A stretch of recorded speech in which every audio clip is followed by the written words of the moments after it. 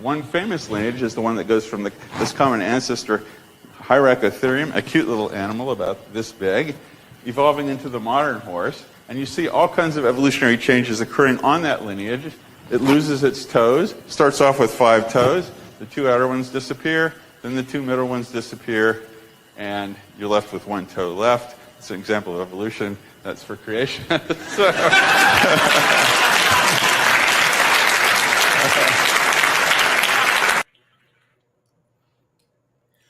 That was a bit rude, I have to say, but I was in the moment. I love it. I love it. Ladies and gentlemen, boys and girls, good morning. Welcome to a very special show. We have the wonderful Dr. Jerry Coyne with us. He needs no introduction, but I'll have a go because, you know, it's a formality. Professor Emeritus at the University of Chicago, award-winning biologist, best-selling author, one of my favorite books of all time, Why Evolution is True, but also Faith versus Facts, which is another favorite of mine, Why Science and Religion Are Incompatible. I love that. And all-around debunker of pseudoscience and BS. Dr. Coyne, thank you so much for being on the show. I really appreciate you being here. Pleasure to be here. Thank you. Excellent. So let's get right to it since time is short. Let's talk about why evolution is true and sort of some of the challenges that you faced in getting this translated into Arabic. Well, the first question is, why is it true? I mean, you got to realize that truth in science is not an absolute concept. What we mean when we say something in science is true is that you would bet your life savings or your house on the reality of it. But there's no statement that we can take as absolutely true, and no point at which when we get a fact, we can say, okay, this fact can never possibly be overturned. So it could be that, evolution is some hoax perpetuated by aliens or something like that. And so we say it's true in the scientific sense, not in the absolute sense. But given that, there is so much evidence from so many areas of evolution, and they're all summarized, each area in a different chapter in the book, that it would be perverse, as Steve Gould put it, to deny that evolution is a reality. So it's the confluence of different areas of inquiry: paleontology, developmental biology, vestigial organs, morphology, DNA sequencing. All of that stuff points to one thing, which is evolution, and in general, evolution by natural selection. So it's the weight of the evidence that makes it true. Now, your second question was difficulties in getting it translated into Arabic. Yeah, it was always my goal to have this available to people in Arabic because a lot of Muslims don't accept evolution. In fact, I don't know what the figure is, but it must be quite high, certainly over 50%, because it's 40% in the United States alone. And Muslims tend, I think, to be more literalists of their scripture, the Quran, than are Christians or Jews. So, ideally, I would want to have the book for free online. And I think it might be, but I haven't looked for it. Anyway, I got in touch with an Egyptian evolutionary biologist, and he told me that he would be willing to translate the book.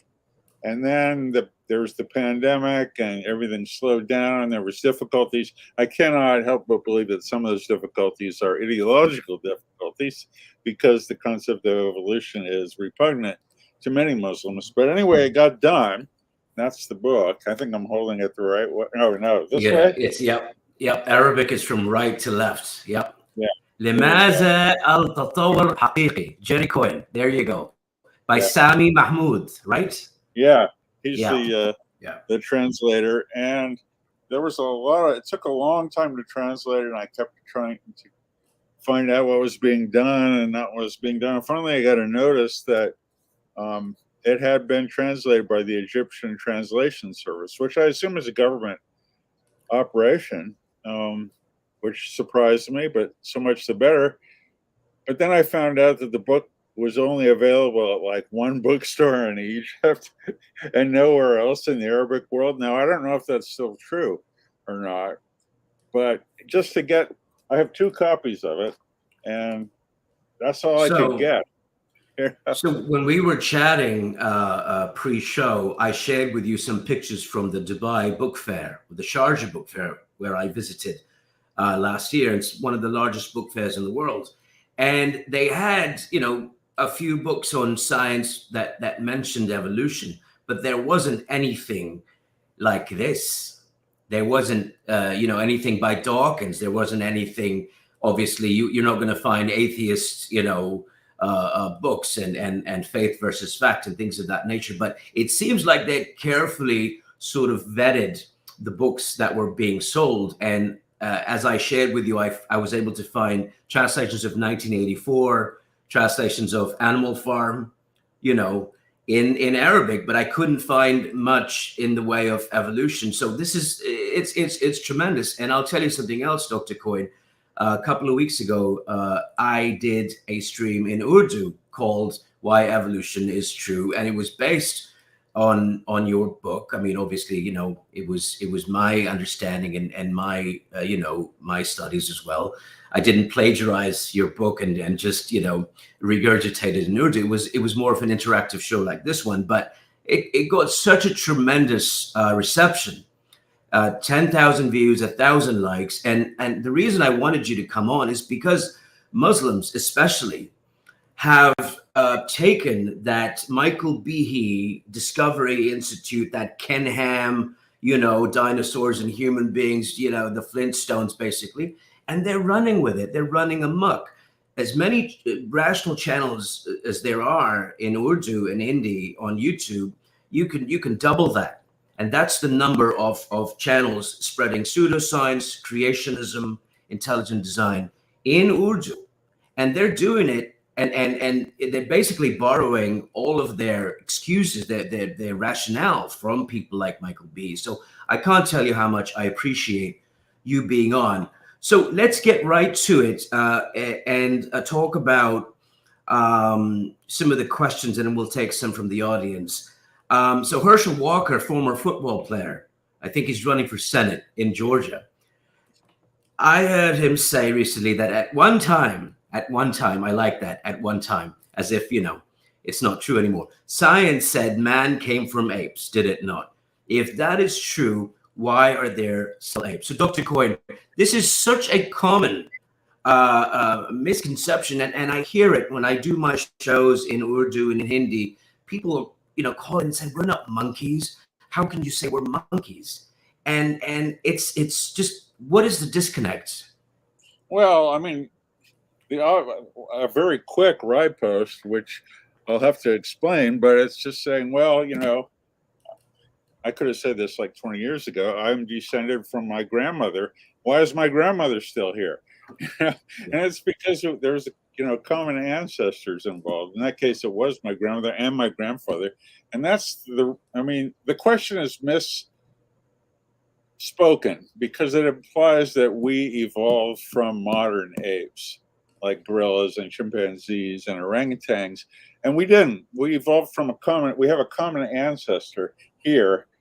With the chimpanzee, it would be about 7 million years ago. With the gorilla, about 10 million years ago. And then that divided up into 2 populations that were presumably isolated from each other. And one of those populations over those millions of years evolved into the hominin branch, which itself had, our side of that lineage on the split had more than just one species. There were probably 5 or 6 species of hominins living at one time. We're the only one left.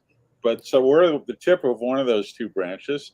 And the other branch that's actually several branches, the chimpanzees, the bonobos, the gorillas, and then the orangutans. So it's a non-question to say why there's still apes. We are apes, and we evolved from an ancestors in ape. I'm a monkey, I'm an ape. People shouldn't be ashamed to admit where they fit in the animal kingdom. Yeah. But to assume that, we could have evolved from something that was very much like a chimpanzee. Right. And so it's possible that, our ancestor looked like a chimp, and you could say, well, he was a chimp, and there are still chimps around him. I mean, that's a possibility, but the whole question is sort of misconceived, because we didn't evolve from a modern species. We evolved from something 7 million years ago. And that thing split into two groups, which are both around now. I mean, a chimp could say, well, we evolved from a ancestor with humans. Why are there still humans? Still humans, right. Right. And the one of the most amazing things about Charles Darwin and why, I love your book, and I just love how it's right there, why evolution is true. It's not a question mark, it's a statement. But all of the predictions that he made have been proven true by genetics, and Darwin didn't know anything about genetics. Yeah, well, most of the predictions he made. I mean, he didn't really know anything about genetics, as you say, but for example, he thought that whales had evolved from bears. So this is one thing he got wrong. And in the origin, there's a scenario about how an ancestral bear could be floating on its back in the water eating insects, and that could be the first step in the evolution. So he didn't get everything right, but he got the main theses of evolution, which are evolution, gradualism, natural selection, common ancestry, and I can't remember what the other one is. Those are the 5 tenets. Speciation. Speciation, yeah. Sorry, that's the other side of common ancestry. When you have something split, which is the origin of two lineages, we just discussed that with respect to other apes and humans, you could trace them back, or any other species in the world, you could trace it back to a common ancestor with any other species.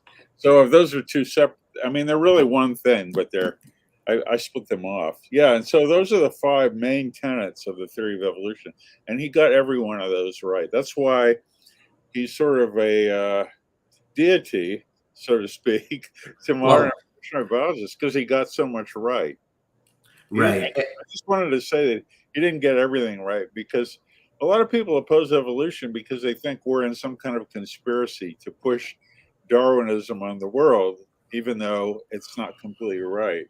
And that's not true. We tend to idolize Darwin because he got so much right, and he was so smart, not because we're in some kind of conspiracy. And why would we have such a conspiracy anyway? Right. Push the idea of evolution on the world. Right. Exactly. Let me add one thing, which is the title of this book. I had to fight for it because it was so considered in your face. Right. To me, the title was the first thing I thought of, because the reason I wrote the book was because I was teaching an introductory class in evolution, and I thought I would start off by teaching the kids, well, why do we accept evolution in the first place? This is different from teaching physics and saying, why do we accept atoms, and have a section on that. And the reason is because so many Americans reject evolution. 73% of them reject it in some form. So I thought, okay, if these kids are going to get anything out of this course, it's going to be that there's evidence for evolution. So when I went, as most teachers do when they do a course, to sort of crib stuff from other books and courses, I found out there was no book on the evidence for evolution. The only stuff I could find was way back in the 20s, when evolution was just coming into vogue. And so we consulting all these early textbooks, which then went back to Darwin. I just decided there was a need for a book to explain to the modern, people, all the new evidence, plus the old evidence that convinces people evolution is true. So that's how the book came to be. I love that, and I watched your interview with the Freedom from Religion Foundation and Annie Laurie Gaylor, and you said that you have a problem with subtitles, and I love that. But you're absolutely right. I was reading Neil deGrasse Tyson's Astrophysics for People in a Hurry, and then he also wrote Astrophysics for Young People in a Hurry. And I read that, and I thought, he could have just written Astrophysics for people, everyone in a hurry, and because that young people, that makes it's easier to understand. It's and so he could have just left out that young condescension, if you will. And that's what I love about your book, because it's easy to understand. Every chapter covers a section of evolution, and it's updated with genetics. It's updated with so much new information. So let's talk about the genetics. Let's talk about when they mapped the genome and they found the similarities between chimp or bonobo, which is our closest, basically, relative. Yeah, the chimps and the bonobos are equally related to us. So yeah. So, well, I mean, it was predicted. I mean, we knew about DNA sequencing back in the 50s, early 50s, when Watson and Crick did it. Once you know that the blueprint or recipe for an organism or species is in its DNA, you can absolutely predict that the DNA of humans and chimps would be, or humans and bonobos would be similar, and the DNA of gorillas would a little less similar. The DNA, so the further and further you go away from the human lineage, the less similarity you'd see in the DNA. That's just an absolute prediction from knowing what the DNA does. But it wasn't until we were able to sequence whole genomes that we found that to be true. So this is one prediction of, molecular biology that was verified subsequently when the genome projects came out, starting, about 2000. And it's been absolutely verified. Not only that, but there's even more evidence for evolution than just the similarity of sequence. There's the fact that we have parasites in our DNA, the remnants of ancient viruses. I think I talk about this in the book, that have infected our ancestors and have been handed down to humans and chimps. So these parasites, which don't do anything because they've been deactivated, little stretches of DNA that are non-functional, are in exactly the same position in us and in chimpanzees. Now, since they don't do anything, how would a creationist explain that? I mean, you can't. There's certain lines of evidence where there is no plausible creationist alternative, and the similarity of these viruses and dead genes and useless DNA in humans and gorillas, similarity to the exact same position, is something that you can't explain under a creationist scenario. And so those people that favor intelligent design that you mentioned as an alternative to evolution, they have to be able to explain that. And I haven't seen any explanation for that. So.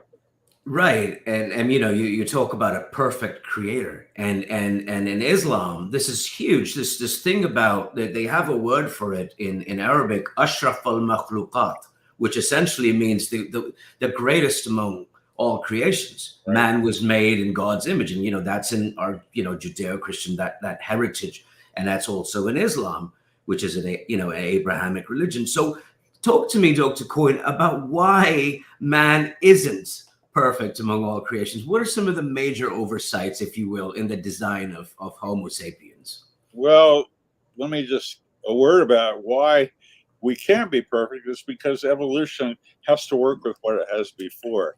Right. So the analogy they usually use is a mechanic working on a car while it's still running. You have to keep the thing functional while you make improvements in it.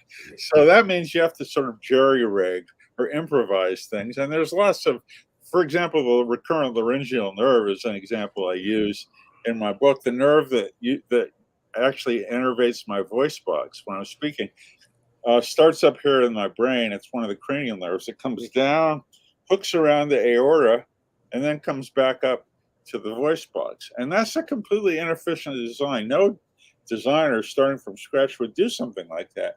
But the answer to that is in evolution. We started out when the nerve and the blood vessel were right next to each other, but then the blood vessel evolved into aorta and moved backwards towards the heart. As that happened, the nerve had to remain hooked out about it. You can't simply break a nerve in evolution and reform it because natural selection will not favor breaking an important nerve. So the thing moves backwards and the recurrent laryngeal nerve loops around it and comes up. And in the giraffe, that adds about 15 extra feet to a nerve that should be like 2 feet long.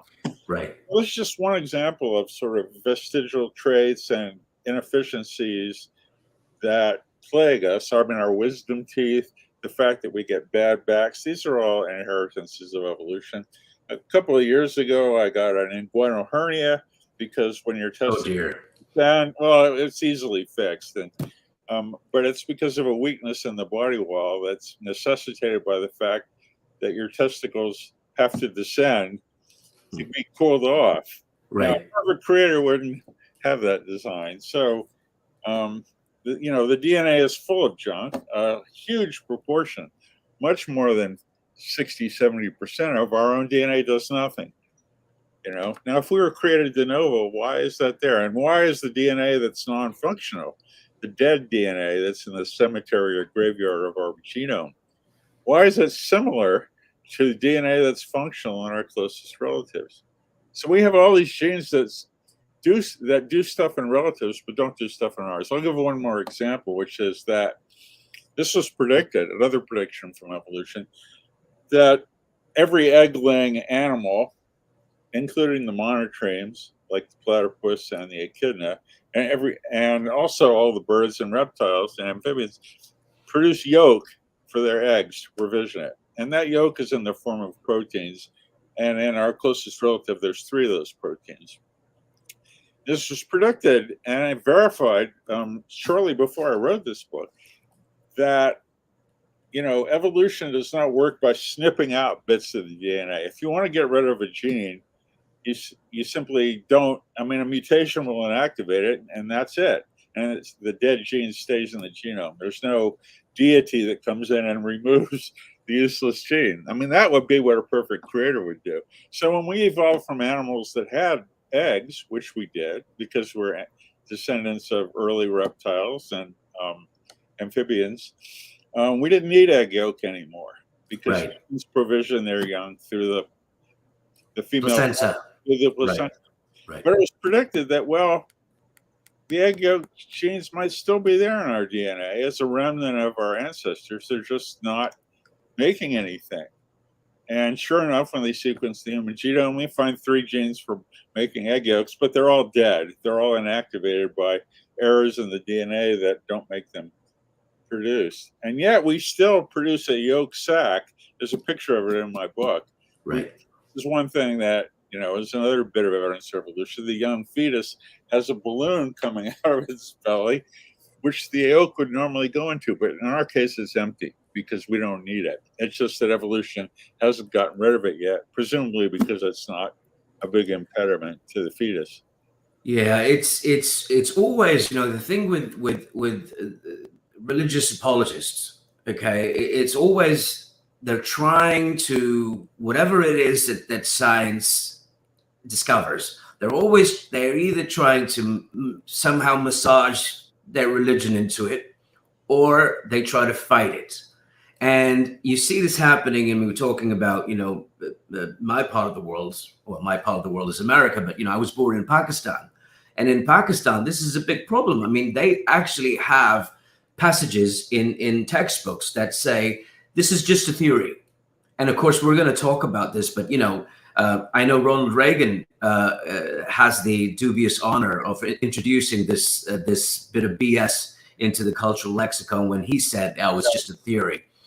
And in Turkey, with Erdogan, this is another thing. He started these religious schools, Imam Hatep schools, where they teach absolute creationism. Everything was created at the same time. But if you look at our fishy ancestors, that's why I love that section in the book, because it explains so succinctly why we start out with gills and tails, as embryos. But also you mentioned the recurrent laryngeal nerve. That's because in fishes.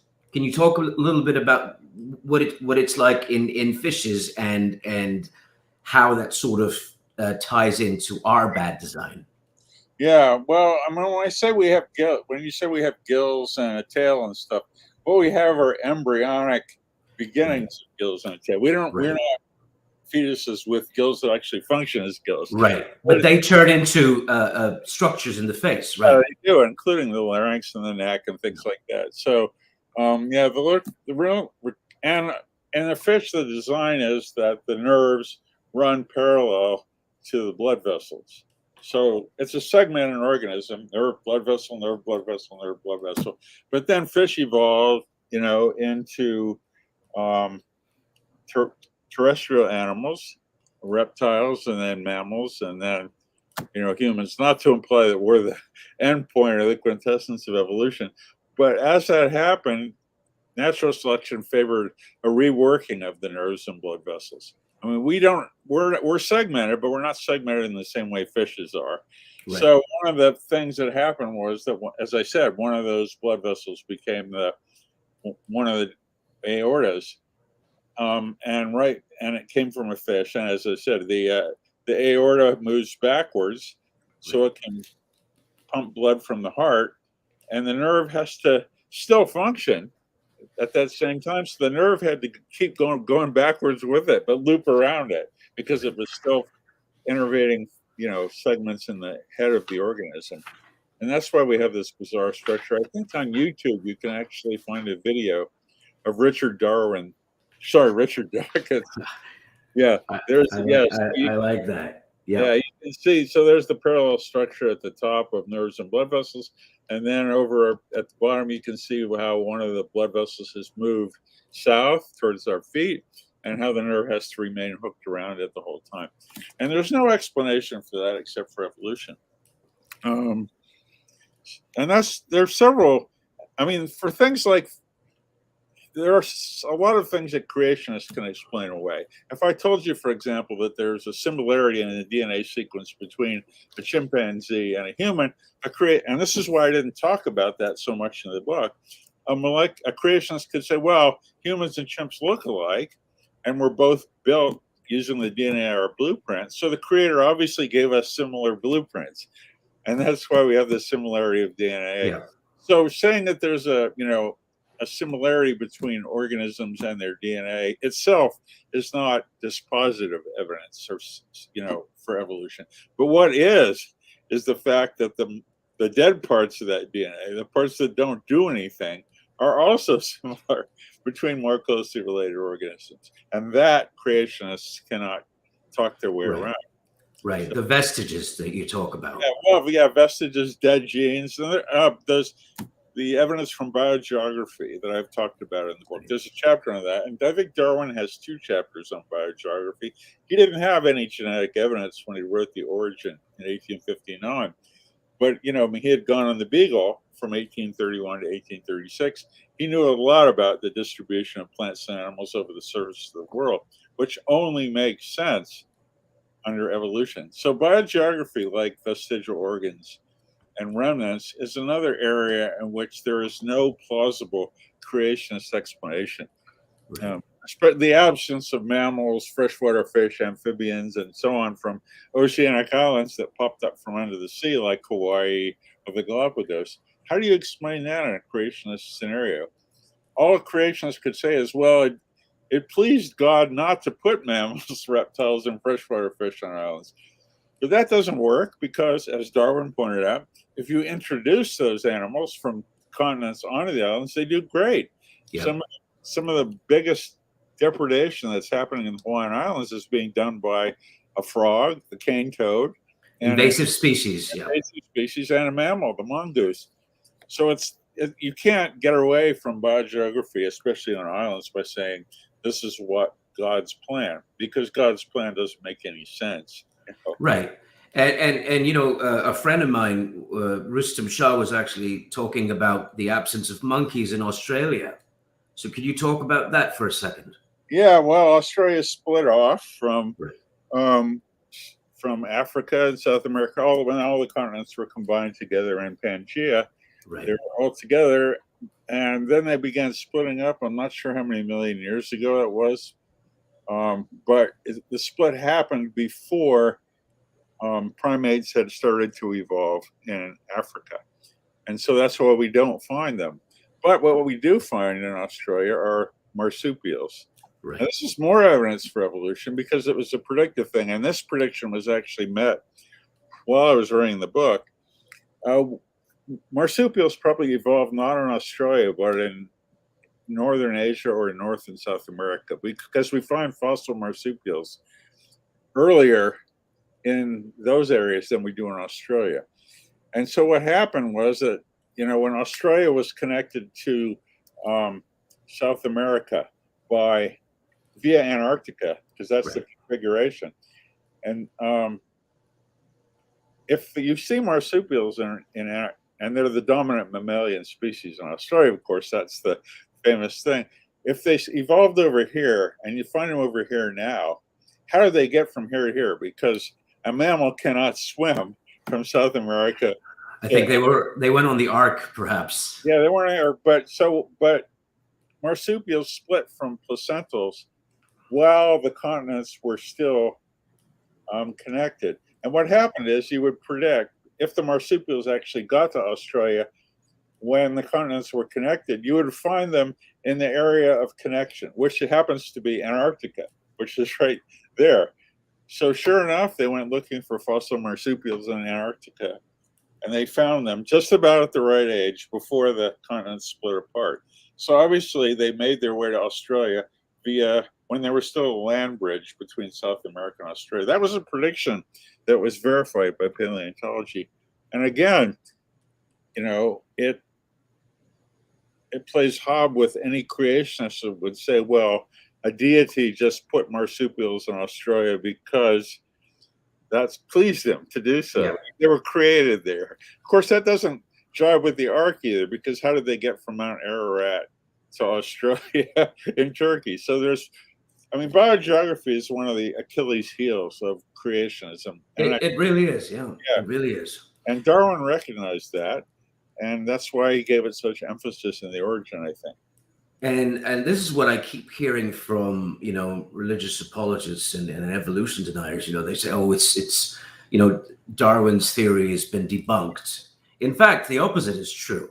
It's every new development, every new innovation in science actually goes back and says, yeah, you know what? The guy was way ahead of his time, which is fascinating. And I'm sure that's you know, you feel the same way. Let's talk about vestigial organs in animals, because again, we see these remnants. You know, you talked about the femur in whales. Let's talk about that. Let's talk about the ostrich. I was a very funny a passage in your book where you were asked to corral an ostrich and almost got got attacked by one. So talk to me about the wings of an ostrich, the eyes of a blind mole rat, the femur in a whale. Why do they have these? Oh, I mean, you just made the argument yourself. You know, if you go to any kind of museum which has whale skeletons, usually mounted hanging from the ceiling, like the Field Museum, you'll see hanging from the rear of the skeleton, usually on piano wire or somewhere, two little bones. And they weren't connected to the skeleton. That's why they're hanging from the wire. They're just embedded in the tissue. And why are they there? Why would the creator put these non-functional bits of skeleton in the whale? And it turns out that if you look at them closely, you see, both developmentally and how they turn out in the adult, that they're remnants of the rear legs of whales. Porpoises have them too, by the way. And again, how do you explain that under creationism? You have to explain why the creator would do that. You can't just say, well, I don't understand this, I don't understand it, because then you're trumped by evolution that says, well, we can understand it.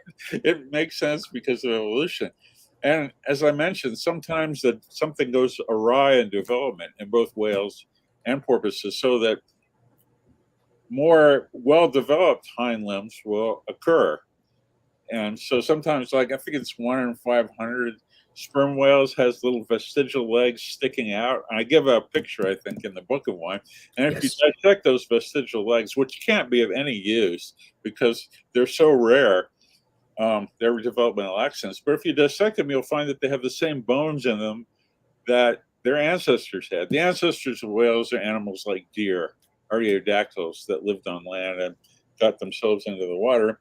And if you dissect these vestigial developmental anomalous legs, you'll find metatarsals and tarsals and femurs in there. Now, why is that? I mean, there's a remarkable similarity. They have to have derived from an ancestral fully formed leg.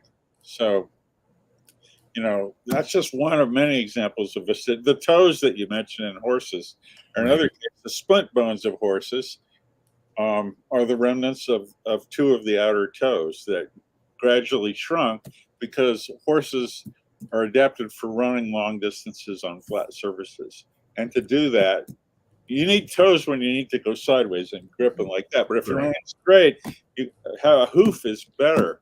So what happened is that natural selection gradually reduced the size of the toes, probably because having superfluous toes was injurious. I mean, if you don't need toes and they're easily injured organs, natural selection will favor those individuals that have smaller toes to the point where they go away.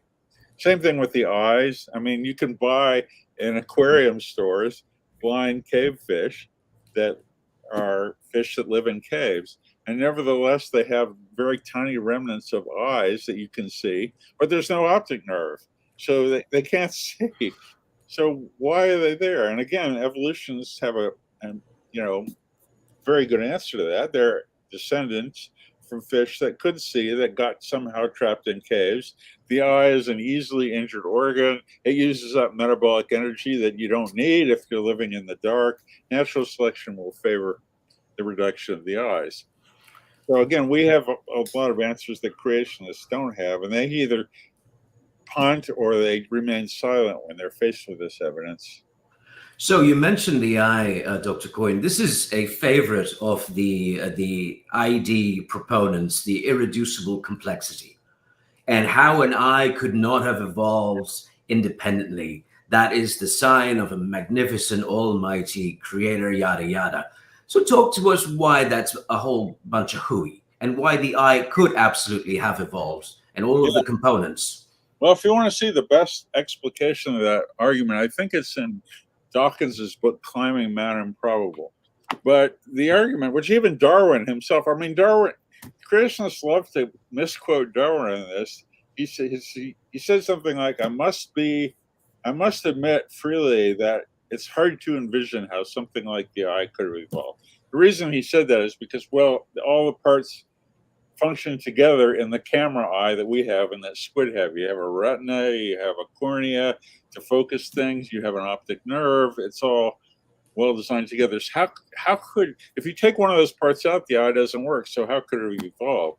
But that's the wrong way to answer that question. You ask yourself, well, are there earlier rudiments of eyes that are functional in living organisms today? Will that give us a clue of maybe how the eye evolved? And that's how Darwin answered that question. And sure enough, in flatworms, you find a pigmented eye spot, which is the beginning.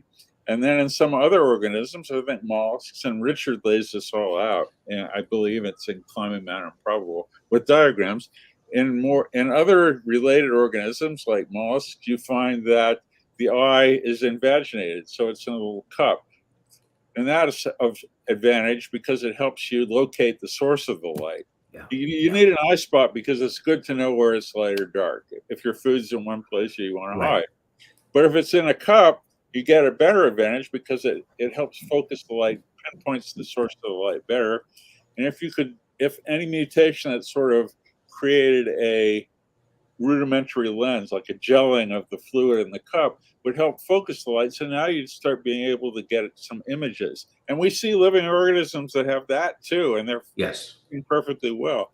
And then you can see the envisioning of not a retina, but a lens to focus the eye better and better and better. And all of these stages that have been predicted, but for the evolution of a functional, complicated camera eye, are to be found in living organisms.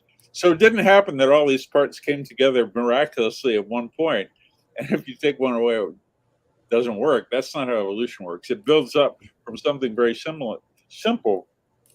So at the end of the process, it looks as though, it was put together in one swoop, and then Yeah, just because it looks designed doesn't mean it is designed. Yeah. I mean, Dan Dennett he calls these designoid features that look as if they were designed, but they weren't. And we can, it's more than just conjecture because we can see all the stages of this process fully formed in different kinds of living organisms.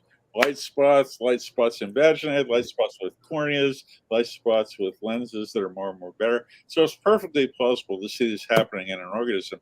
Second of all, and this is something else I believe I mentioned in the book, you can model this process. Start off with an eye spot, use mathematics and simulations, and make conservative assumptions on how often mutations occur that would improve or degrade an organism, and how fast could you turn a light eye spot into a camera eye. And it's something like 86,000 generations, which is Richard, again, wrote a piece in Nature about this called The Eye in a Twinkling, which is the popular explication of a paper by Pellinger and Nilsson, which was the modeling of it. You can get a camera eye from a light-sensitive eye spot using conservative assumptions and natural selection in a remarkably short amount of time. Right. And Dr. Dawkins also talked about how, 10% of an eye is still more useful. Half a wing is still more useful than no wing, and so that's another sort of a debunking of that intelligent design myth that, like a little bit of an eye wouldn't be useful. It would absolutely be useful. And that's how that's how natural selection works. It builds upon what's already there. Yeah. And a half a wing is better than a quarter of a wing, as I told you the other night. I mean, you can see how something like a flying squirrel, given millions of years, because evolution takes a long time. I mean, life's been on this planet for over 3 billion years, which is an inconceivably long time to most people. So if you start with a flying squirrel and it can glide, a flying squirrel that can glide a little bit better, has an advantage because it can get to more distant trees or escape predators. And then maybe the tail could get incorporated in by mutations into that membrane, and maybe the hand bones could get stuck into that membrane, making it stiffer. And then when that happens, then maybe you could start flapping a little bit. So you get a gliding squirrel that can flap, and another couple million years, you have a bat. So has half a wing already.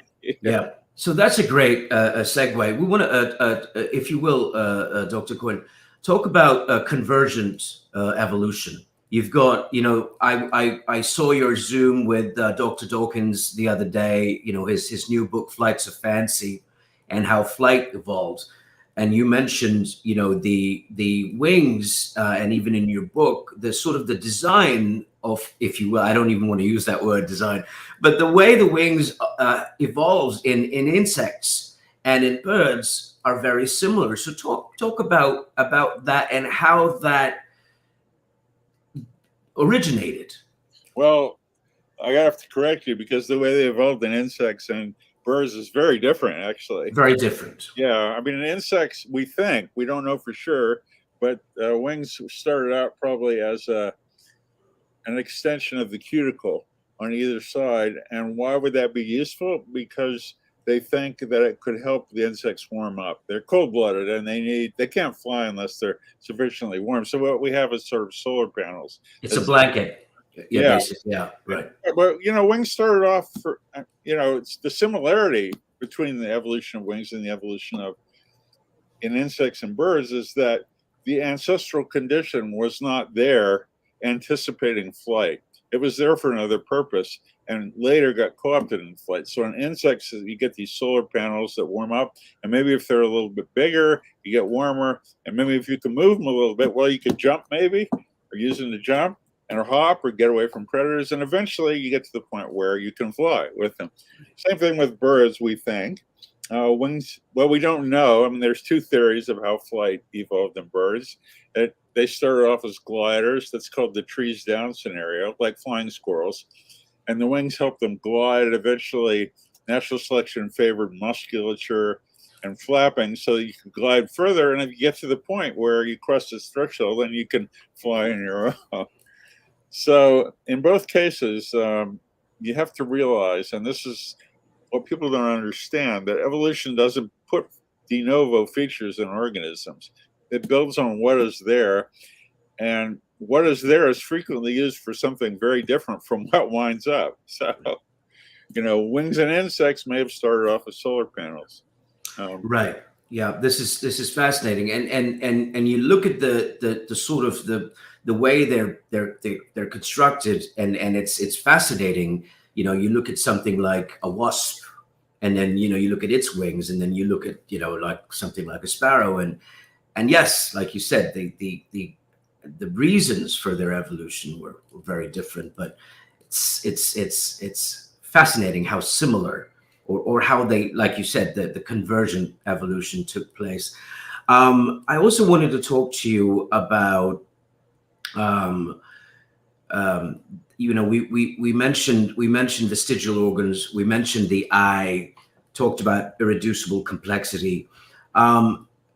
Does evolution always, because there's a lot of misconceptions, survival of the fittest, of course. You mentioned in your book that it's survival of the fitter, not the fittest. Reproduction of the fitter. So, right. The real Coyne of natural selection, as Richard is, again, I have to mention Richard because he's the sort of latter-day Darwin, as he's pointing out repeatedly, is reproduction. It's those individuals that leave more copies of their genes that is what causes evolution. Now, survival is part of that because you have to survive to leave your genes. But you can survive perfectly well and not reproduce. There's a lot of humans that do that, and those people will not become the ancestors of anything. So really, the more accurate characterization is reproduction of the fitter, not the fittest, because, evolution is a competition for leaving descendants between individuals that have different grades of a character. So all you have to do is be better than the other guys. You don't have to be perfect. You don't have to be the fittest possible organism. In fact, that's not possible because evolution always involves compromises. But as long as you're fitter, as long as you leave more copies of your genes because you have some trait than other individuals in the population, then natural selection will cause change. Survival of the fittest, I think, was something it's a motto of social Darwinism coined by Herbert Spencer, I think. Yeah, it's funny how some of these terms, sort of stick. Like, I was reading about how the Big Bang wasn't even something that was. Fred Hoyle used it sort of sarcastically because he was a proponent of the steady state theory, but it stuck, kind of as what George Lemaitre proposes as, kind of a very easy and sort of very a pungent description of what happened, but he said it sarcastically. Yeah. So survival of the fittest also sort of stuck around. Yeah. I don't mind that so much. I mean, it's inaccurate slightly in two senses: survival versus reproduction, and fittest rather than fitter. But as long as you know what's going on, those organisms tend to leave more descendants than others through survival and reproduction are the ones that contribute to future generations. As long as you understand that, whatever you call it, I just say natural selection. Right. So many people misunderstand natural selection. It's that's one of the reasons for resistance to evolution. In fact, for the four tenets of evolution that Darwin proposed in 1859 were accepted within a decade. But the one that people were most resistant to was natural selection, which wasn't really accepted until the 1920s and the 1930s because people had so many misconceptions about how it worked, or they thought, well, a slow, gradual process like this can't possibly explain the amazing complexity of organisms. Turns out it can. Yes, it can. And I want to also talk about, Rustam Shah asked another very good question. Why did we evolve, or why did we sort of move towards sexual versus asexual reproduction? And what is it? What is a sort of a lay person's or a simple explanation of that in the light of natural selection? Well, the answer to that is we don't know. The fact is that the vast majority of organisms that we think of as organisms, excepting bacteria and viruses, which are probably more numerous than anything, but everything else in the world reproduces generally by sex. Right. You almost always have two sexes. In some groups, there are different mating types, but this is another misconception that humans have a continuum of sex. We have males and females, and there's good evolutionary reasons for having two sexes. But the question that it remains unanswered is why bother to have sex in the first place? Why not? Why don't I just butt off a little copy of Right. like a planarian would do? And we don't understand that because there's a tremendous advantage to reproducing asexually. If I could butt off a little Jerry without needing a female to help me do that, then I would have a tremendous advantage. Any female that could reproduce, for example, by having her eggs simply develop into copies of herself. Parthenogenesis, right? Rather than have to have a male contribute. Well, she's going to leave twice as many copies of her genes as one that needs to reproduce sexually, because she leaves her whole genome in that parthenogenic egg, whereas if it's haploid and fertilized, she only leaves half her genes. So there's a twofold genetic advantage to not having sex. In other words, this is called the cost of sex. And yet, sex has evolved repeatedly, and asexual organisms tend not to hang around very long.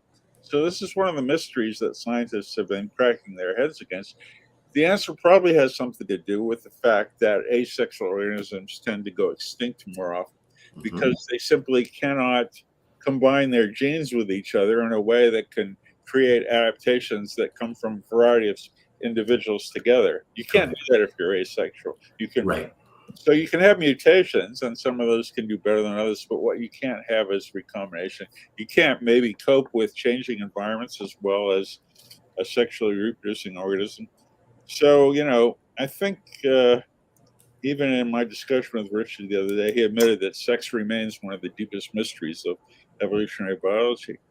We have potential explanations, but we weren't there when it happened. And so, we can make models showing that under certain conditions, being sexual will give you an advantage over being asexual. But were those the conditions that obtained when sex evolved? We don't know. I mean, a lot of evolution involves questions that we'll never be able to answer because it involves things that happened in the unrecoverable past that we simply weren't around to see, and we can't reconstruct what happened. Right. But it does make sense. I mean, if you look at, like you said, genetic diversity, for example, that's one advantage of sexual reproduction. And you can make models showing that sex will evolve under certain conditions where the environment is changing at a certain rate. But the question is that the selection pressure that gave rise to sex in the first place? And there must have been some advantage to being sexual because it's evolved independently so many times, And so is asexuality, and asexuals generally don't do that well compared to their sexual ancestors. And that's interesting, I mean, of course, where would romantic comedies be, without sexual, reproduction, right? Yeah. But this is kind of I mean, it's a slap in the face of creationists, because if you they say that everything, especially in Islam, everything was created in pairs. There's an actual verse in the Quran that says God created everything in pairs, and God did not. Yeah. Because God didn't create anything. I mean, you can call it whatever you want. Go ahead, Doctor. No, I don't know. I mean, you're right. I have no response to that. I mean, I've read the part of the Quran about creation. I once got into a taxi cab to the airport.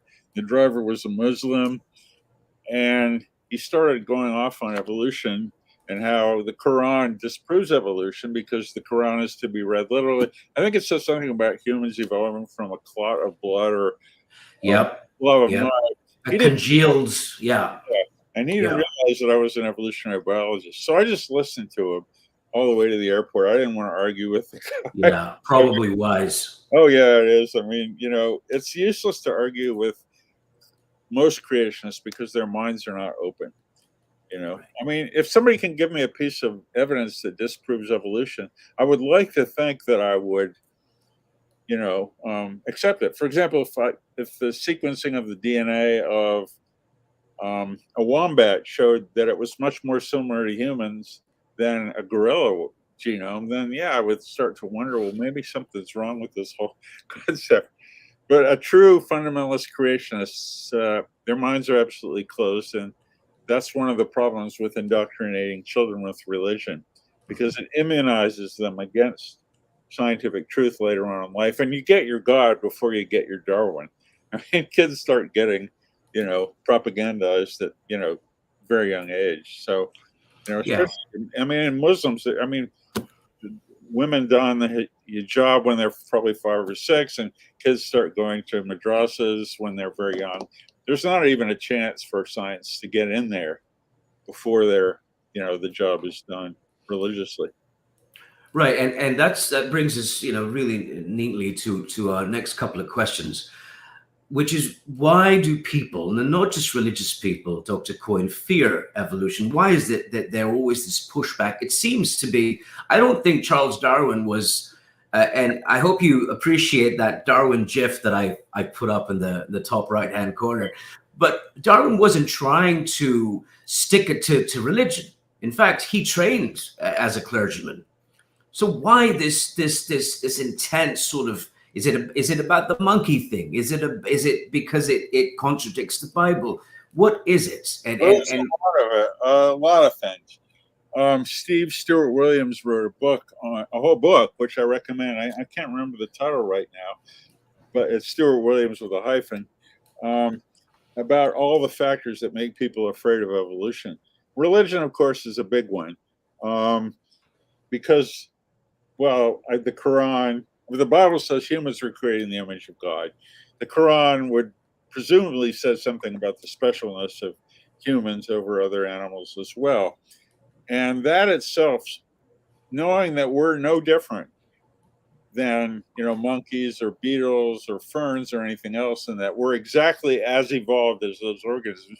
We just happen to have traits that, like a big brain and erect posture, that have enabled us to conceive of religion that makes us special. I always like to say, if squirrels had evolved with big brains, that they would have a squirrel Bible, and God would be a squirrel with the biggest tail and stuff like that. So yeah, it strikes directly at the solar plexus of humans as being specialness, as being the direct objects of God's creation. And that's why, in general, the opponents of evolution, creationists, are religious. In all my years of having arguments with people about evolution, with creationists, I've never met one that wasn't at bottom religiously motivated in their arguments. Yeah. Now, there's one person in the world who claims he's not religious and is still against evolution, and that would be David Berlinski. I have a sneaking suspicion, though, that he's a secret Jew. I mean, I'm a Jew too, but I'm not an apostate Jew. But, that's 1 out of 3 billion people. I mean, of all the people in the world, I'd say probably 9 out of 10 of them would reject the idea of evolution, and almost invariably be on religious grounds. Yeah. I just never have met a secular opponent of evolution, but besides just the religion telling you that you were created, there's other reasons as well. There's the notion of materialism. People just cannot accept the fact that a naturalistic process, natural selection, which involves simply the differential reproduction of bits of DNA, which are, nucleotides and sugars, that process could lead to something like us or a squirrel or a bluebird or anything like that. I mean, the simple idea of materialism strikes many people as unsavory. So that's, another reason for that. The notion of an afterlife goes away. The notion of a soul, well, evolution, there's no reason and there's no evidence for us having souls as opposed to other organisms. This goes again to the specialness of humans. But I'd recommend Stewart Williams' book because it's a big fat book. And Is it The Ape That Understood the Universe, or Darwin, God and the Meaning of Life? I think it's that one. Hold on a sec. I can probably Google it here. Yeah. Oh. Well, Dr. Coyne has dropped off. Dr. Coyne, please do come back. Thank you, everyone that's with us. Hopefully you've enjoyed the show, and he won't be on for much longer because he had an appointment. But yeah, feel free to post your questions, and if I can't get him to answer them live, I will answer them at a future show. But let's talk about what's going to happen. We're going to do another show that's going to be in Hindi and Urdu, and that is called Was Allah Behind the Big Bang? And that's going to be a lot of fun. And hopefully we'll have Rustam Shah. There he is. I guess I clicked Well, this. that's okay. We're so glad you're back. Go ahead, Dr. Oh, Coyne. that book, Darwin, Evolution and the Meaning of Life, I think was the title of it. I highly recommend that book. It's not well known, but it explains very succinctly a number of ways that evolution is repugnant to people. And I'll just give you a couple of figures about how repugnant Americans find it. The Gallup organization takes a poll every year or two, and they've done this since 1982, so it's 40 years now. And they ask people about where humans came from. Were they created within a period of 10,000 years by the creator? That's the biblical creationist view, young earth creationist. Did evolution occur, but God helped it along by interceding at certain crucial points, which is sort of the ID version. And then one of the crucialist points is the evolution of humans, because that's where God really has to get involved. And finally, there's the view that evolution is a purely naturalistic process with God not being involved. And the young earth creationists are 40% of Americans, nearly half. The theistic evolutionists, those who think that God had to stick his, her, or its hand into the process, are 33%. So that's already 73%. Nearly 3 out of 4 Americans reject a purely naturalistic view of evolution. And those figures have remained pretty steady over the past 40 years, despite the fact that we have Steve Gould, we have E.O. Wilson, we have Richard Dawkins, all these, Neil deGrasse Tyson, all these people touting evolution. The figures don't stay where they are, and that's not because people are unaware of the facts or because there's not enough people out there pushing evolution. It's because of religion. 22. The one heartening figure is that the percentage of people who are purely naturalistic evolutionists who accept evolution in the way it's presented in my book has gone from 9% to 22% over the past 40 years. And that seems to be on a steady rise. So, that figure gives me hope. I think I calculated it'll be in something like 280 years, most Americans accepting evolution.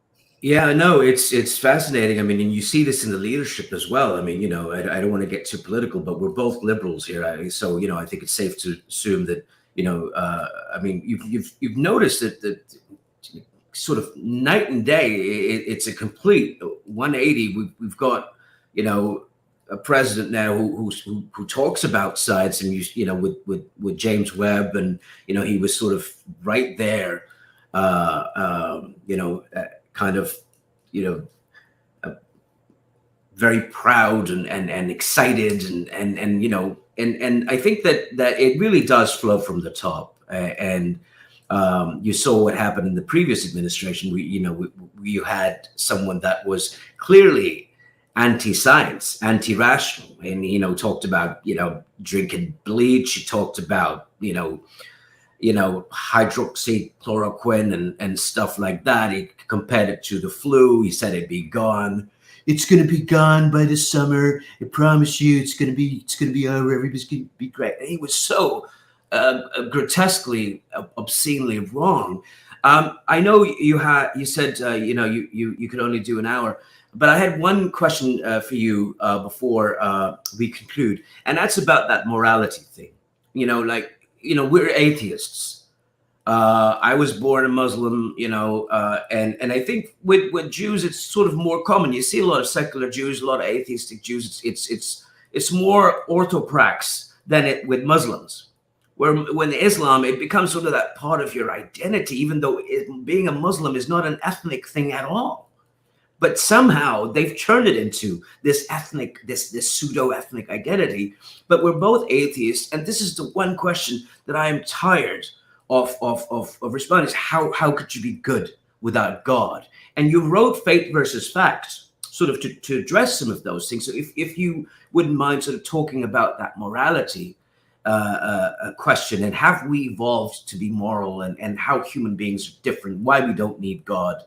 And I mean, that's yeah, in 20 seconds or less. I mean, the Euthyphro dilemma of Plato answers the question of whether morality comes from religion. The answer is it can't possibly come from religion, because if God decreed something that we say is immoral, as he did in the Bible when he said, well, we're going to kill those people and those people and those people. If he did it today, or he told Abraham to kill Isaac, if God made a dictate like that, we would say we wouldn't do it. And if you asked them why we wouldn't do it, we'd say, well, because it's wrong. And then they'll say, well, is it wrong because God said it was wrong? Because what God says has to be right because what God said it. And they'll say, well, God can't say anything that's immoral. So all the morality we get is because God is a moral being. But first of all, God wasn't a moral being in the Bible or the Quran. Not at all. And second of all, that what religion has done is incorporate pre-existing notions of good and bad into its dictates. So when we say God couldn't say anything bad, we're actually contradicting the view that morality comes from the Bible, because God is perfectly capable of saying something immoral, and he has in the past, but we regard it as, it's a human construct. People were not, it's contradicted by the notion that atheists are just as moral as everybody else. I'm not, I don't try to behave well because there's a God telling me and because I'm afraid I'm going to go to hell. I think that, society functions well, and this is probably the real origin of morality. It's evolutionary and it's philosophical. The evolutionary bit is that we evolved on small bands of primates, probably anywhere from 15 to 50 individuals. And any individual that behaved in a way that was inimical to the group as a whole would be thrown out. Right. So that and chimps do that too, right? Chimps do that. Yeah. Yeah, but they won't do it to another band of chimps. So they'll tear their limbs off. So, any individual that behaved better, you have to look at it as individual selection. In our ancestors, any individual that abided by the codes that we see as moral, i.e., you don't hurt anybody, you don't steal people's stuff, you don't kill them, would probably leave more offspring than other individuals who would be expelled from the band. This alone would select for a mindset that would be moral. Now, on top of that, we have changes in morality that are nothing to do with genes, but are just based on philosophy. For example, the increasing acceptance of gay people or LGBTQ people, people's right to marry whoever they want. The idea that there's nothing wrong with sex. That's one of the bad parts of biblical morality, is it decrees things that have nothing to do with, things about what you have to wear, what you have to eat, when you can have sex. Well, every religion is different in that way. So that alone says that there's no one God dictating what's moral. But there's a secular overlay, which is based on recognizing that it's simply better for society if we let people be themselves in terms of their sexual preferences, if we let them marry who they want, if we stop discriminating against people based on irrelevant characteristics like their ethnicity, then it will be good for all of us. So there's there's a genetic evolutionary core and there's a moral overlay, and that explains it. And the evidence for that, well, you can refute the biblical morality with the Euthyphro argument and the fact that God himself and Jesus were deeply immoral in some ways. And we have evidence from our relatives, our closest relatives, that there is, there is a kind of way of behaving that's approved by the group and otherwise. So. Right. And this is what I've tried to say is, if you see someone's car broken down, you don't check to see what religion, Yeah.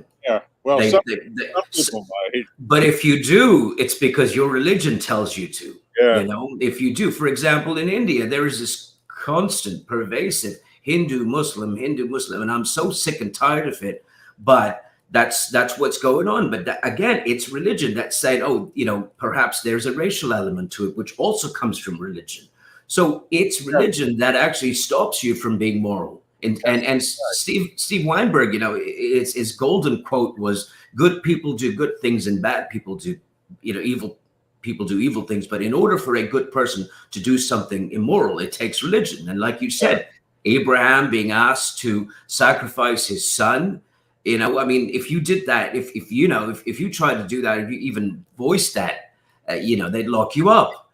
but somehow this is the patriarch of all the religions. Yeah, I'll just say one thing in response to this, particularly with response to Islam, in light of the recent attack on Salman Rushdie. Yes, please. I mean, there was a fatwa against him because he wrote the satanic verses, which is considered blasphemous. I doubt that more than 10% of the people that protested actually read the satanic verses. But anyway, it is a dictate of fundamentalist Islam that apostates are to be killed. That was absolutely the fatwa. Now, so I would ask a fundamentalist Muslim, is this the moral thing to do, to endanger somebody's life because they speak against your religion? And they say, absolutely, because Allah says it. And I would respond, well, Christianity says that that's an immoral thing to do. Whose God is right, your God or my God?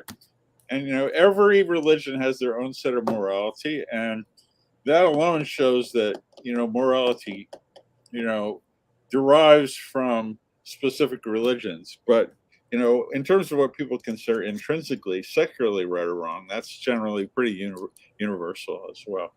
Right. It was just, I mean, if you just look at this, the mindset of this young man who attacked a person 3 times his age. Yeah. For writing a book that he's never read, and the Ayatollah Khomeini never read that, damn book either.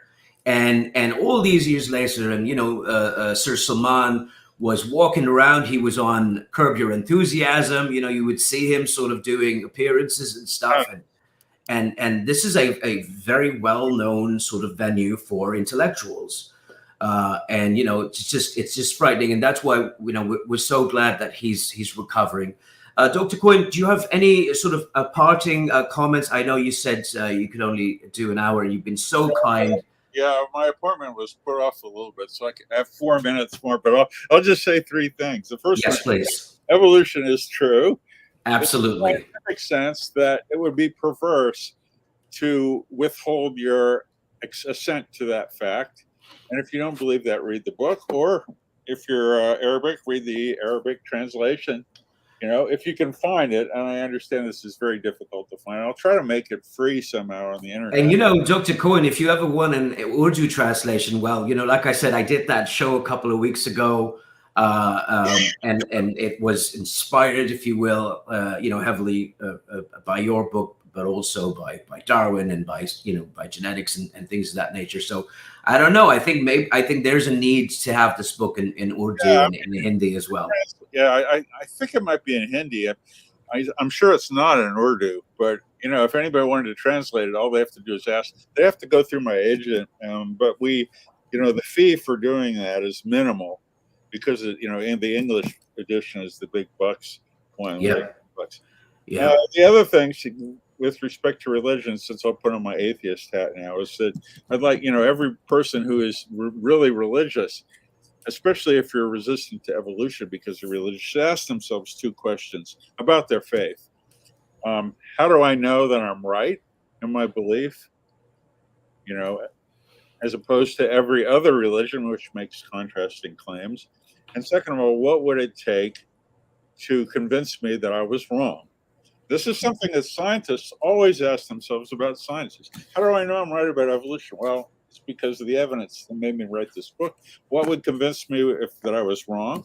And it's also in this book about, there are certain facts that if you observe them would make scientists withhold their acceptance of evolution. So, if, you consider yourself down with science or friendly to science, then you should approach your faith the way you approach science. Ask yourself, what is the evidence that makes you believe what you do? It can't be revelation. I mean, it could. I mean, it often is, but that I would just like that. And suppose I'm wrong, and another faith is right, or maybe the atheists are right. What would it take me to believe that?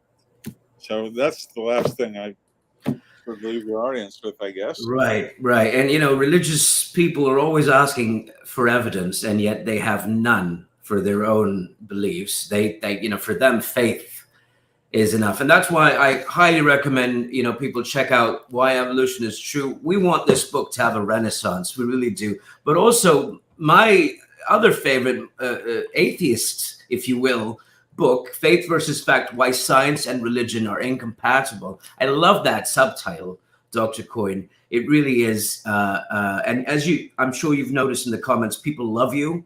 Thank you so much for being on our silly little show. And I'll definitely reach out to you because, I would be honored to translate your book in Urdu. And I have some other friends who are very, there's a gentleman named Ghalib Kamal, who is, he has an Urdu channel where he talks about rationalism, atheism. There's a movement in Pakistan. There's a movement in India. People are moving towards rationalism. And as you can see, people love you. And I'm just so honored and thrilled that you could be on the show. Thank you so much. Thank you. Thank you, sir. Bye.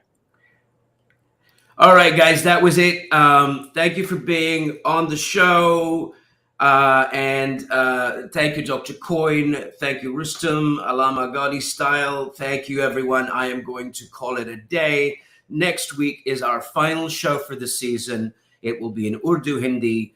And it's called Kya Big Bang Ke Piche Allah Hai. We're going to talk about cosmology. We're going to talk about astrophysics. We're going to talk about what the Big Bang was. And is Allah hiding behind the Big Bang? Or is somebody else, is Brahma hiding? Or, is it Yahweh? Or is it Zeus? Or is it a squirrel god, like Dr. Coyne said? So please do watch that show. And before you go, make sure you like and comment on the stream and tell us how you liked it. Tell us if you didn't like it. And if you have any further questions, please, feel free to ask me in the comments or email me. My email is in my about section. That's it for us. I think we've gone on for about an hour and 17 minutes. Young atheist, thank you for your participation. Yes, that will be a big show. We're going to end our season with a big bang. And it's going to be talking about Islam. It's going to be talking about religion. It's going to be talking about science. It's going to be talking about physics. But it's not going to be dull. Nothing we do is dull. So let's see here. Does anyone want to chat briefly? Shaji, do you want to chat briefly? Any comments? I'm going to post a link very quickly for 5 minutes if anybody wants to say hello.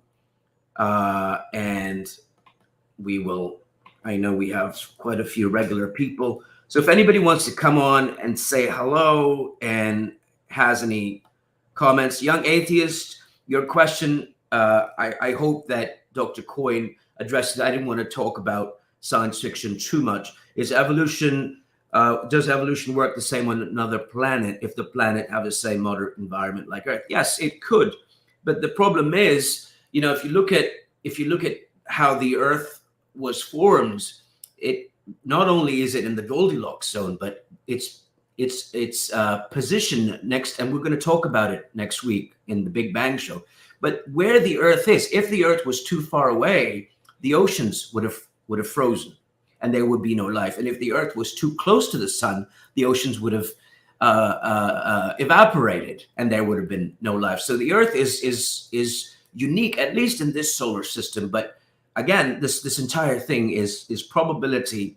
It's chance, and that's why all of you folks need to check out our channel. Let's talk to Rustam Shah and Rakshit very quickly. Shaji, go ahead, please. How'd you like the show? Well, thank you very much. First of all, it was great, but the only complaint I have that it was only 1 hour.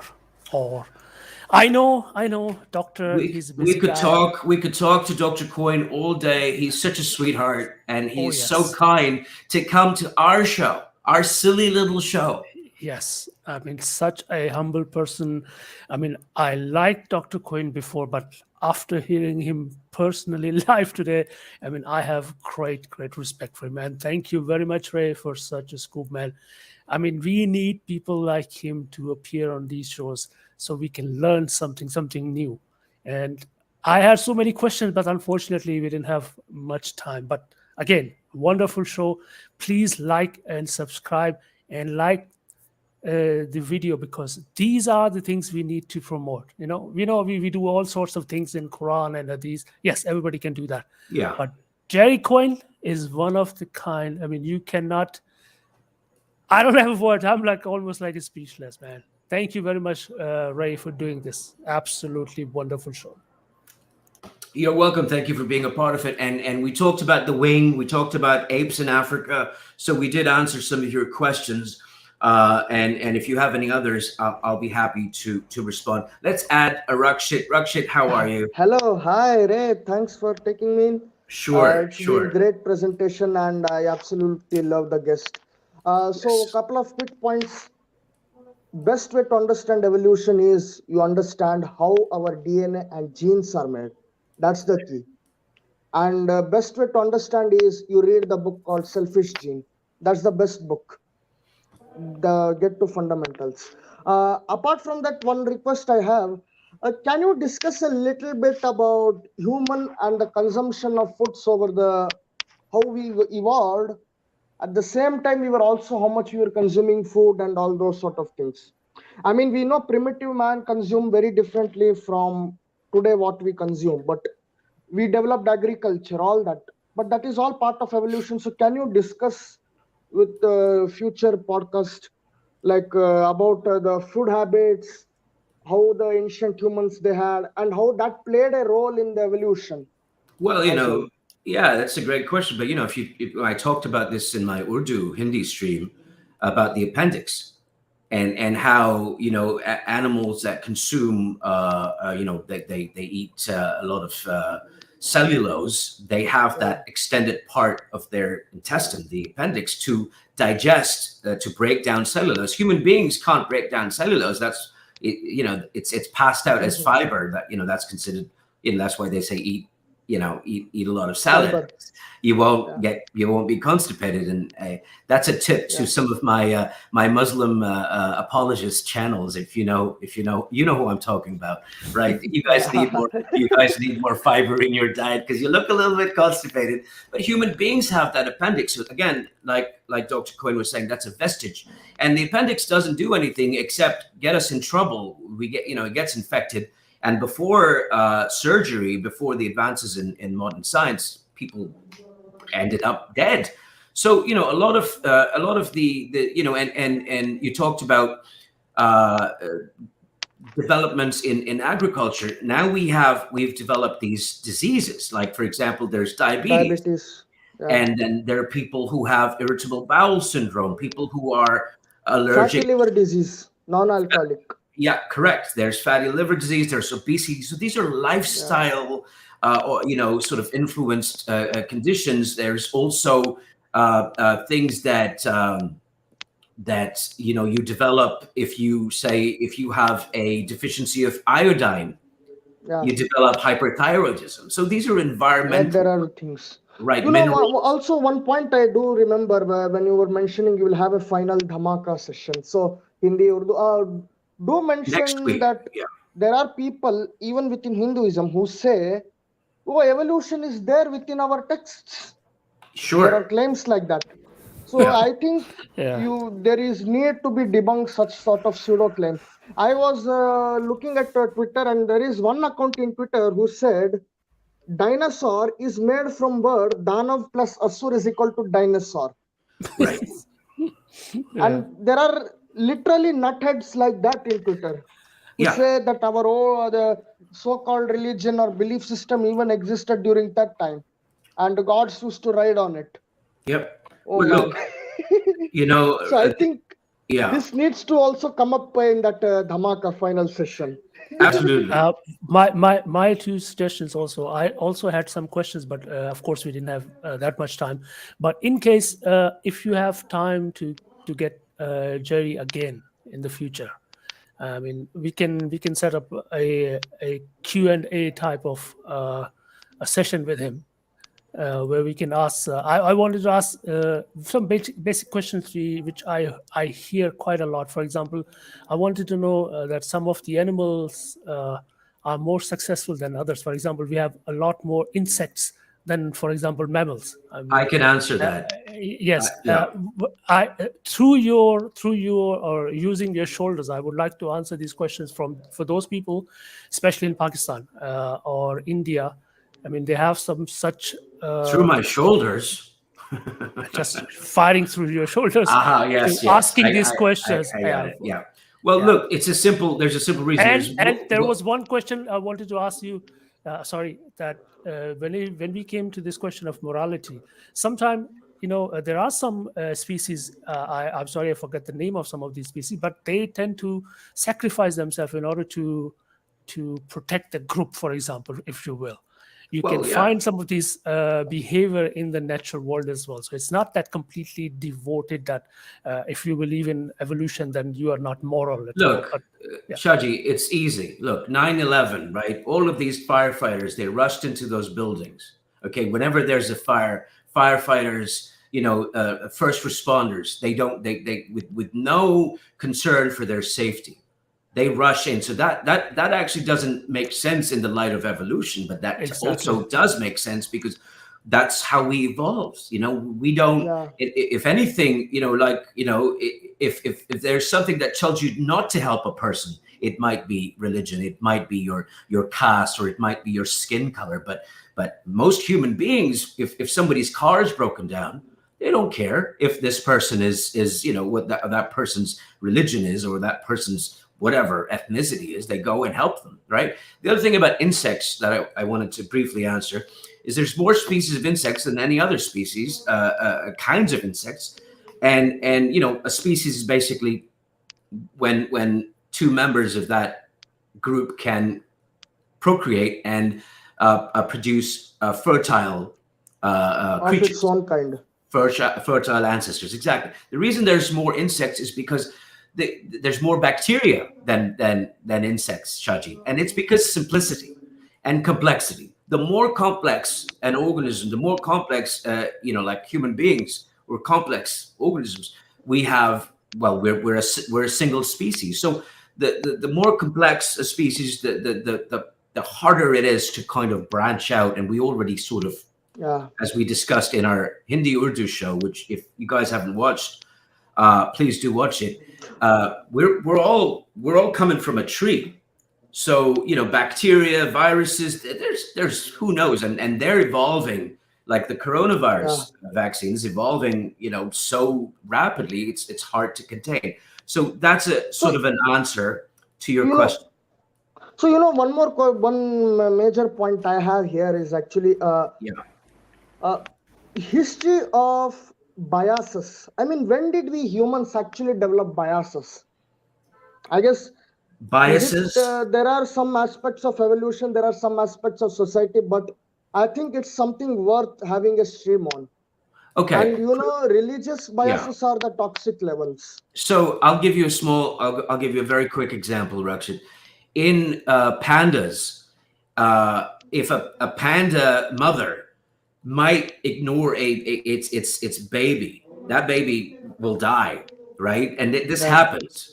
And that's why in zoos they actually have to sometimes feed the panda baby, but by hand, because the mother might have no interest in it. So it's definitely a great topic. So Alama Gaudi style says Muru, the so-called rational believer, said in his video on evolution that they believe in evolution but not in Darwin because Darwin was an atheist. I don't know who Moru is.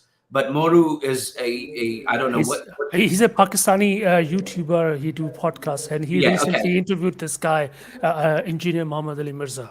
Right. Anyway, I don't listen to these people. I don't watch these people. I don't know who they are. But let me tell you what, Darwin was, he studied to be a clergyman, and he did not set out to refute atheism. I mean, to refute a religion. He did not set out to promote atheism. All right, guys, I gotta run. So the show next week, please join me on that show. Shaji, please join me on that show. Kya Big Bang ke piche Allah hai. We're going to talk about, this argument that God, and especially in Islam, that they have. Can you mute yourself, Rakshit, please? This argument that they've come up with that,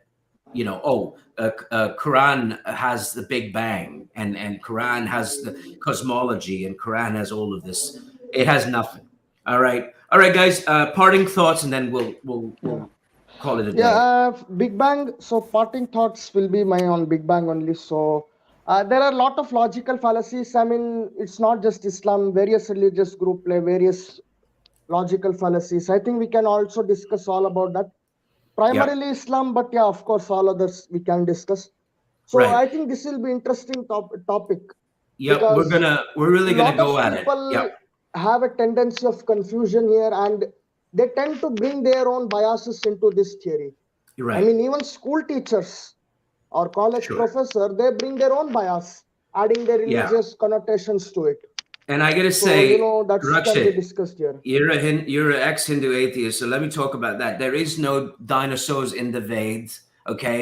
And there is no Big Bang in the Vedas or any of the Yeah. Brahmanas Yep. or the Bhagavad Gita Yep. or the Mahabharata or the Ramayana, okay?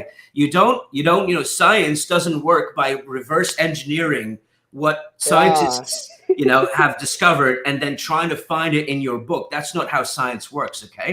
Yep. Show me where you guys came up with it. All right. Okay, Rakshit, thank you so much. Shaji, parting thoughts before we go. Sure.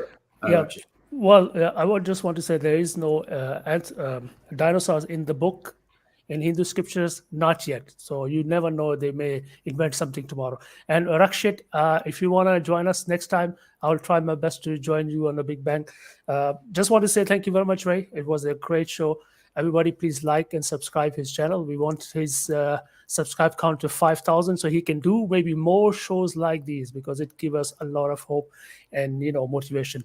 So once again, wonderful.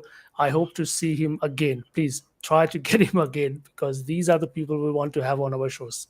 Absolutely. I'm so tired of these shows where they take one hadith and then they just grind it. It's like 4 hours of one of these. It's a bit too much. It really is. It really is. So wanted to say thank you to Dr. Jerry Coyne for being on the show, for taking the time to talk to us. Thank you to everyone that's joined, that asked questions, for the super chat. Thank you, Rustam. You're always, a friend of the show. Don't forget, next week we have this big show. Kya Big Bang ke piche Allah hai. We're going to talk about cosmology. We're going to talk about religion. We're going to talk about Allah. What is Allah? Is Allah dark matter? Is he in another dimension? Where is he hiding? What's going on? Let's talk about it. All right. Yeah. So thank you guys. And until next time, Allah. Who? Good night.